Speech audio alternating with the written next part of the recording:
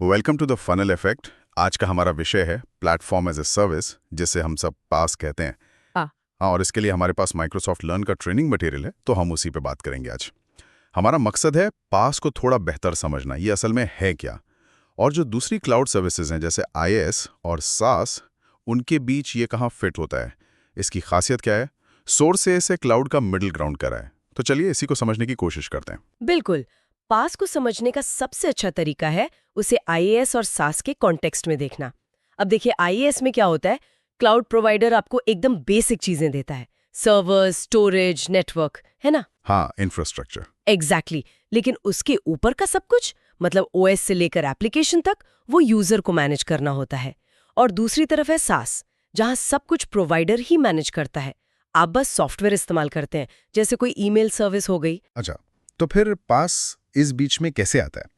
Source कह रहा है कि प्रोवाइडर इंफ्रास्ट्रक्चर तो देता ही है, पर साथ में OS, मिडलवेयर।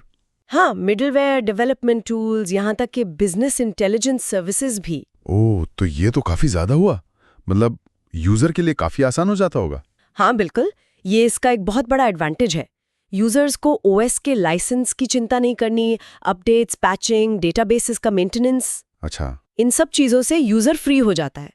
वो प्रोवाइडर की जिम्मेदारी होती है। सोर्स ने इसकी तुलना की है ऑफिस के उस मशीन से जिसे आईटी डिपार्टमेंट पूरी तरह मैनेज करता है। हाँ, मतलब अपडेट, सिक्योरिटी, सब कुछ IT देखता है, आप बस अपना काम करते हैं। बिल्कुल वही। ये जो शेयर्ड रिस्पॉन्सिबिलिटी मॉडल की बात होती है, ये वही है ना, जिसमें जिम्मेदारियां यूजर और प्रोवाइडर के बीच बढ़ जाती हैं। एग्जैक्टली। शेयर्ड रिस्पॉन्सिबिलिटी मॉडल यहाँ बहुत इंपॉर्टेंट है। जैसा हमने कहा, provider physical infrastructure, network, OS, databases, tools, इन सब का ध्यान रखता है। ये आयास से काफी ज्यादा है। लेकिन इसमें एक क्या कहते हैं, एक पेज है जिसे सोर्स ने हाईलाइट किया है। वो क्या है? सोर्स बताता है कि कुछ चीजें हैं जिनकी जिम्मेदारी कॉन्फ़िगरेशन पर डिपेंड करती है। अच्छा। जैसे कि मान लीजिए स्पेसिफिक नेटवर्क सेटिंग्स हैं, या कनेक्टिविटी डिटेल्स हैं, या फिर नेटवर्क और एप्लीकेशन लेवल की सिक्योरिटी है। डायरेक्टरी इंफ्रास्ट्रक्चर भी, जैसे यूजर अकाउंट्स कैसे मैनेज होंगे, ये सब सेटअप के आधार पर यूजर की जिम्मेदारी भी हो सकती है या प्रोवाइडर की भी। ओ, समझ गया। मतलब ऐसा नहीं है कि आंख बंद करके मान लें कि सब प्रोवाइडर करेगा। नहीं, बिल्कुल नहीं। इसीलिए पास यूज करने से पहले ये साफ होना बहुत जरूरी है कि कौन क्या मैनेज कर रहा है। वो क्लैरिटी चाहिए। सही बात है। शेयर्ड का मतलब ही यही है कि लाइन थोड़ी धुंधली हो सकती है। अच्छा, अब इसके प्रैक्टिकल यूजेस पर आते हैं। माइक्रोसॉफ्ट लर्न के हिसाब से लोग इसे असल में कहाँ इस्तेमाल कर रहे हैं, मतलब कॉमन सिनारियोज क्या हैं? हाँ, तो पास दो मेन सिनारियोज पर फोकस करता है। पहला है डेवलपमेंट फ्रेमवर्क। डेवलपमेंट फ्रेमवर्क मतलब पास जो है वो डेवलपर्स को एक तरह का रेडीमेड प्लेटफॉर्म देता है, क्लाउड बेस्ड एप्लीकेशंस बनाने, डिप्लॉय करने और मैनेज करने के लिए। इसमें ना पहले से बने हुए सॉफ्टवेयर कंपोनेंट्स होते हैं, तो डेवलपर्स को कोडिंग कम करनी पड़ती है। वो एप्लीकेशन के लॉजिक पर ज्यादा फोकस कर सकते हैं। अच्छा, तो डेवलपमेंट प्रोसेस तेज हो जाता है, मतलब फास्टर टाइम टू मार्केट। हाँ बिल्कुल, काफी स्ट्रीमलाइन हो जाता है।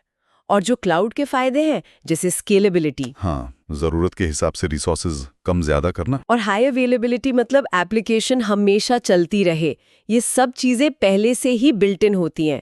डेवलपर्स को इन्हें अलग से सेटअप करने की जरूरत नहीं पड़ती। ये तो डेवलपर्स के लिए बहुत बढ़िया है। पारंपरिक तरीके से तो इंफ्रास्ट्रक्चर सेटअप करना ही बड़ा सिरदर्द होता है। हाँ बिल्कुल।